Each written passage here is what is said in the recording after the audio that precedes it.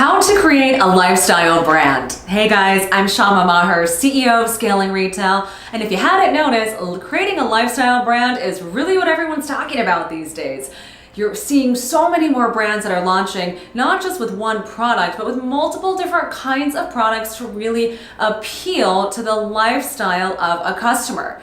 Think about the Boho, California, Coachella festival movements, right? These are real lifestyle categories with huge opportunities to create brands that service not only the outfits, but also the hair accessories and the handbags and the shoes and all of the categories, right? So when we start to think about how to create a lifestyle brand, it really is going to take a huge amount of investment in terms of what your lifestyle truly is as a brand. So let's dive into the 3 ways in which you can achieve this. The first today we're going to talk about is, of course, determining your product extensions.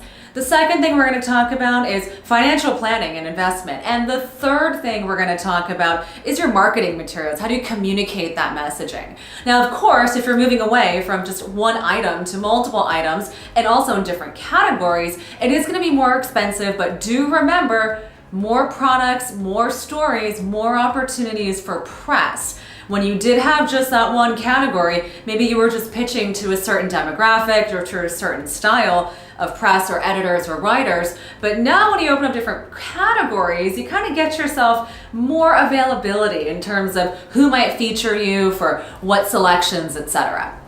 Okay, let's dive in. So let's unpack product extension a little bit more.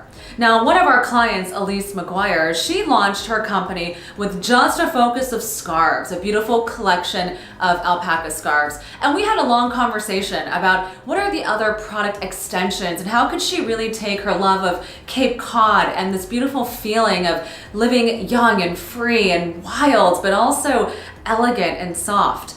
And we determined through a really extensive process of developing mood boards, understanding what would fit both from a production standpoint, so understanding what it would take to produce it, but also understanding what would be the right fit for her customer. Now, Elise's product line is really heavily based on prints and color. So we knew that going into her next product extensions, we would also want to similarly have a product that we could also root in prints and color. So what did we do? We went from scarves to transition into Turkish towels. Now, you can see really easily here how this might turn itself into an amazing narrative as we start to build out those marketing assets. And while you might say to yourself, well, how do you go from scarves to towels? All of that is really in the marketing materials and in the storytelling. But first, understanding what product extensions, which means what's core to your brand, is going to be really important to identify.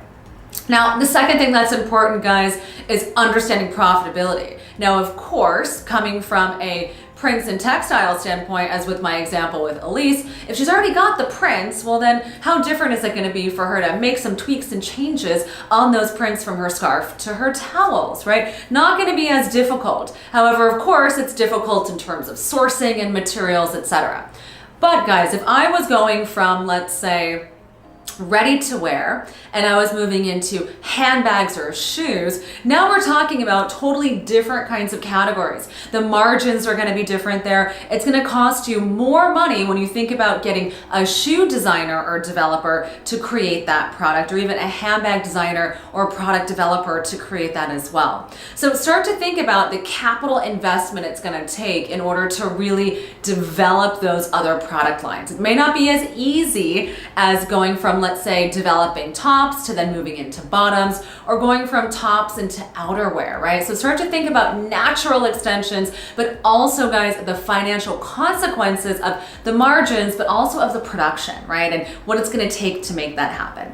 Now, lastly, as you move into a lifestyle brand, your marketing assets and collateral have got to be updated. You're going to have to make sure that all of your materials now reflect less of a product-driven approach, but more of a cohesive global, this is what we stand for as a brand, this is who we want to be in your life.